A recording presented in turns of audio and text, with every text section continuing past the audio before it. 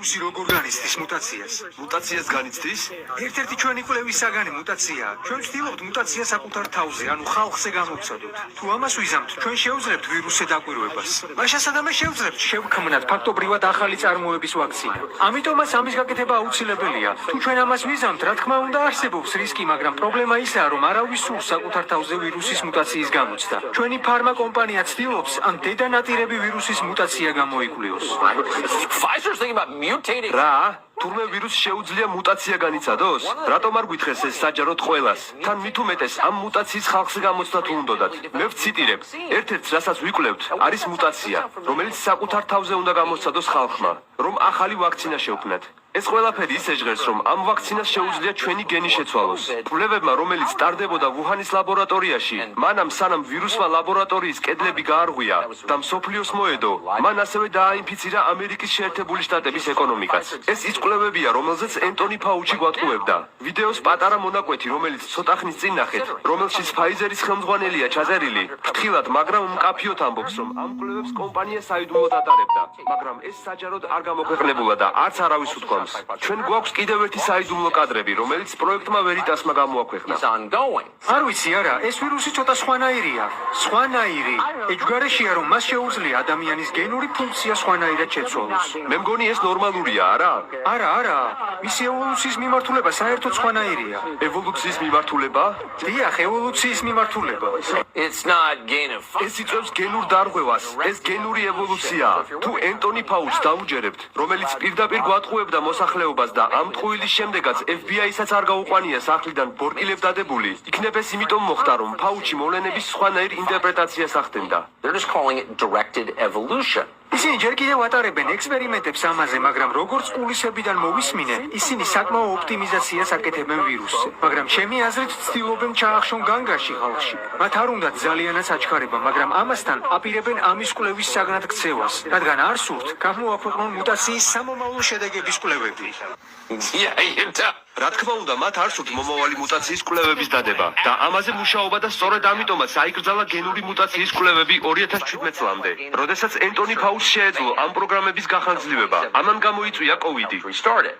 And the result was, of course, COVID.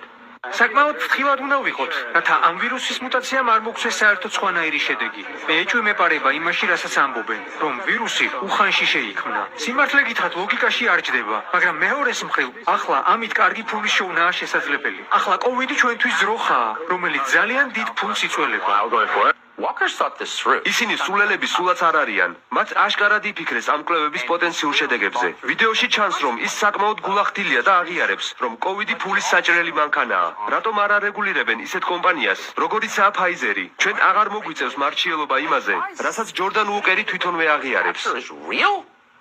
We don't have to guess anymore because Jordan Walker explains it for us. თუ Pfizer-ი ავტომატურად გააღებს კარს ყველა სახელმწიფოში, მათ ყველა ინდუსტრიაში, მათ შორის ფარმა ინდუსტრიაში, ეს შესანიშნავი გზა იქნება, რომ მათ ჩვენი წამლები განიხილონ. ფაქტობრივად ყველა ფარმა კომპანია დაიწყებს ჩვენზე მუშაობას. თქვენ როგორც Pfizer-ში მომუშავე და ერთ-ერთი ხელმძღვანელი, მიპასუხეთ, რატომ უმალავს Pfizer-ი COVID-ის მუტაციას საზოგადოებას? ეს რას ემსახურება? მერტო ჩემო, ეს მართლა ხდება? რატომ აკეთებთ ამას? მე მხოლოდ ჩემი აზრები გაგანდეთ. ეს არ არის Pfizer-ის ოფიციალური პასუხი. საერთოდ, რას ნიშნავს ეს ყველაფერი? მომეცით აქ კამერა. თქვენ უფლება არ გაქვთ ასეთი ფორმით, ჩუმად გადამიღოთ ვიდეო, გესმით? მომეც კამერა, ეს მიუღებელია. რას აკეთებთ? ეს მიუღებელი. ეს ხო მიუღებელია. მომეცით აქ კამერა. What was that? ეს რა იყო? ეს ადამიანი Pfizer-ის საკმაოდ მაღალჩინოსანი მუშაკია, რომელიც ადასტურებს ბევრ იმპაქტს, რაზეც ჩვენ ვეჭვობდით. ასევე საუბრობდა ისეთ ფაქტებზე, რომლის აზრზეც არ ვიყავით. ის ფარდასხსნის მითებს Pfizer-ის შესახებ. ჩვენს გარდა ადრე არავინ რეკავდა Pfizer-ში ინფორმაციის დასაზუსტებლად. ჩვენ მათ მთელი დღეები ვურეკავდით და მეილზე ვწერდით, მაგრამ სამწუხაროდ არც მათ ლობისტებს ან PR კამპანიის სამსახურს არ უპასუხია ჩვენთვის. ამიტომაც ჩვენ გადავწყვიტეთ დოქტორ რობერტ მელოუნთან დაკავშირება. იქიდან გამომდინარე, რა ვიდეოებიც თქვენ ახლა ნახეთ, ხომ არ ფიქრობთ, რომ Pfizer-ი განიხილავს კვლევების შესაძლებლობას, რომელიც ფაქტობრივად შემოსავლის წყაროა? Conducting research that is effectively like gain of function. იცით, ეს უკვე მეორე ადამიანია, ვინც პროექტმა Veritas-მა გამოიჭირა, რომელიც ამ ფაქტებზე საუბრობდა. ერთ-ერთი ადამიანი იყო კომპანია Barta-ში მომუშავე პირი, რომელიც იგივეს ამბობდა, რასაც ის ადამიანი თქვენი ვიდეოდან. employee at BARDA basically saying the same thing as I recall previously.